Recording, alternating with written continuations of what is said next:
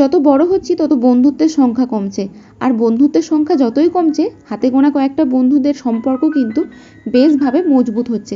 এখন খুব ভালো বুঝতে পারি কে বন্ধু আর কে বন্ধুর মুখোশ ধারণ করে আছে। আজ বিদিশার বিয়েবাড়িতে লোকজনের অভাব নেই, না আছে কোনো রকম আয়োজনের ত্রুটি। তবে আমি সকাল থেকে এলেও সন্ধেবেলাটা মনটা আমার ভীষণই ভার ছিল। এই এত বড় বিয়েবাড়িতে অনেক মানুষজন ছিল, তবে আমার খুব একা একা লাগছিল, কারণ তখনও এরা এসে পৌঁছায়নি। এদের আসতে করতে বাজলো রাত্রি 9:30। এর একমাত্র কারণ হচ্ছে ওই বাজি পচা বৃষ্টিটা। সারা দিন বললে বিশ্বাস করবে না, এমন ভ্যাপসা গরম দিয়েছে মানুষগুলো স্থিতিয়ে জিরিয়ে বসতে পারেনি। তারপর যেই বিকাল হলো অমনি কি মেঘের ডাক আর কি বৃষ্টি, বাবার রে! সে বৃষ্টি তো থামেই না। রাত্রি 8:30টার সময় বৃষ্টি থামে, তারপরে গিয়ে বন্ধু বান্ধবরা আসে আর বর আসে রাত্রি 10টা। বোঝো তার মানে সব কিছুতে কতখানি লেট হয়েছে।